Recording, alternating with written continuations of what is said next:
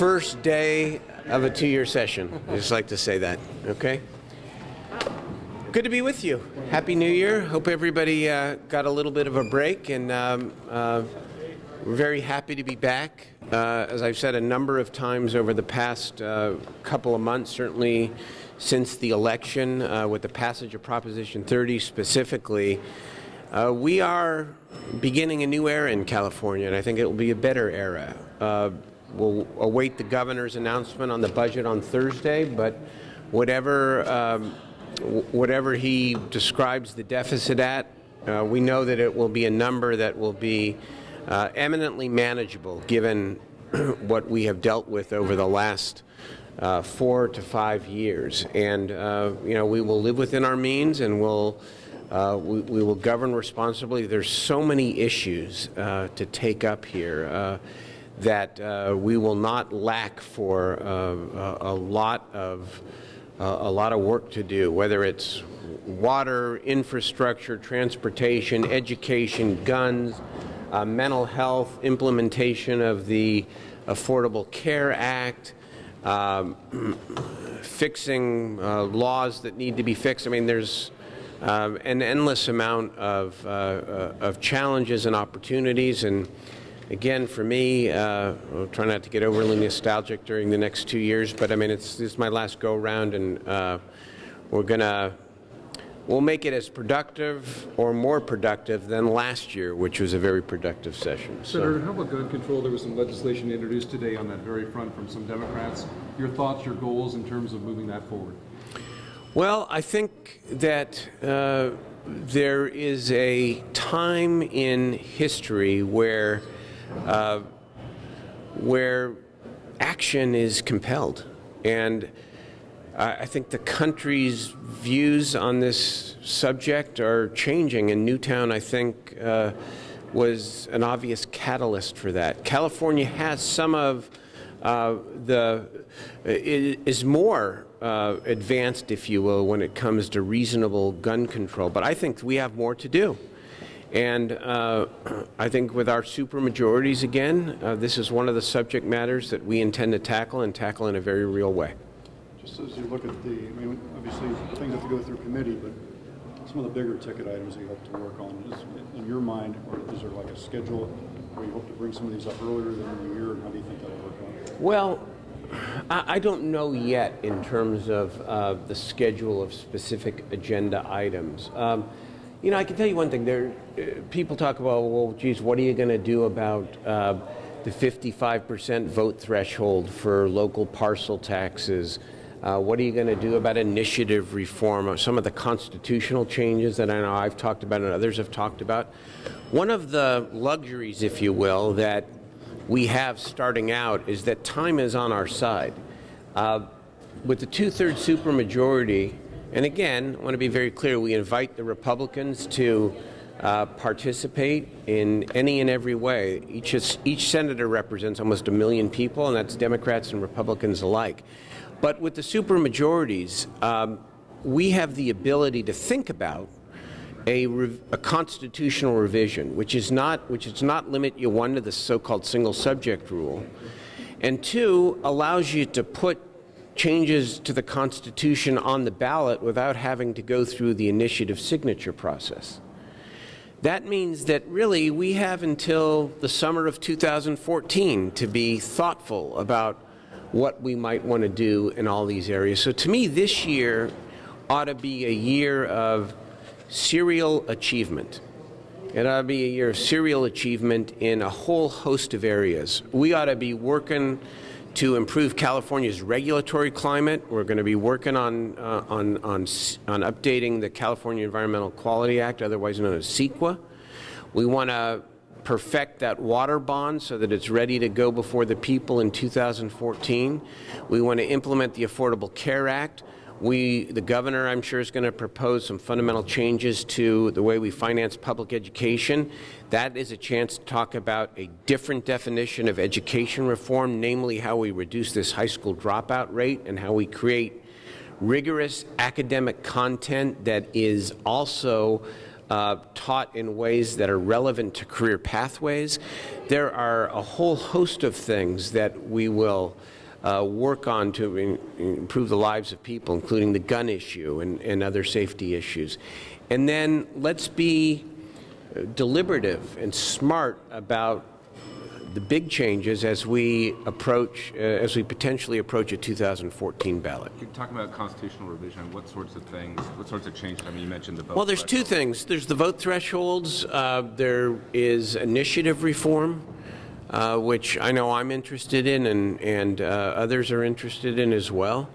Those are two that, that come right to the top. On the vote threshold issue, there are two proposals that have been put forth, one for libraries, one for schools. And I think there's a couple on transportation that are at least being thought about. So are you thinking about perhaps an across-the-board? I don't know at this point. That's when I say we want to be smart about it. You want to get as much done as fast as you can, but that means merging good policy and good politics. And that Lincoln guy again, said, with public sentiment behind you, you can do anything. Without it, you can't do much. And so we push the envelope, but we also want to make sure that what we do is consonant with where the people stand. How have your conversations gone with the administration on dental care for Medi-Cal?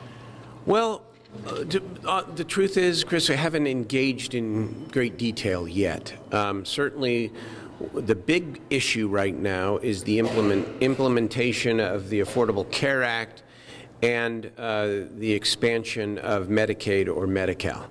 We'll wait and see what the governor proposes in his budget and in his State of the State. I know he is concerned, as am I, about what's going on back east with Congress, because they have committed, as part of the passage of the Affordable Care Act, to fund 100% Medicaid expansion in California until 2017.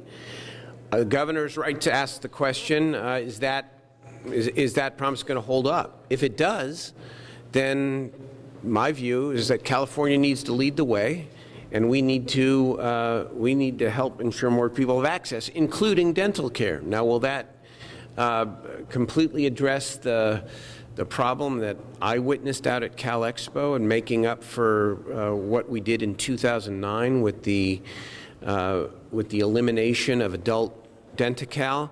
I don't know, but I'm committed in this session to make sure that more low-income Californians, many of them working Californians, have access to preventive dental care, because a civil society like this, people should have the basics, and that's one example of one of the big losses from the last 4 years. What else? Anything else? So initiative reform, do you think you're going to put out some I'm going to put out sooner? Yes.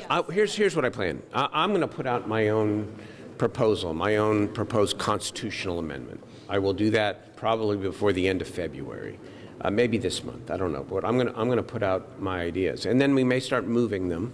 But I'm just saying, in terms of time frame, there are things that need to get done in 2013 because they're pressing. But if we're talking about the 2014 ballot, we have some time. We have some time. Just want to make sure whatever's worth doing is worth doing right, and you want to succeed. Thoughts I want to say on the education overhaul. Yeah, I'm open to it. I think the goal is a laudable one, which is to try to get more resources to lower income students and children who live in poverty. That is a laudable goal, and I think the principle of a weighted student formula has a lot of advantages in meeting that goal. Having said that, there are some serious questions, because if you go to that kind of a finance formula, you by definition collapse categorical funding. Now, and you use that funding to send the money directly to the schools and districts that need it the most and tell them to use it. How do you make sure, without micromanaging, that the kids who need help the most get the help that they need? How do you make sure that the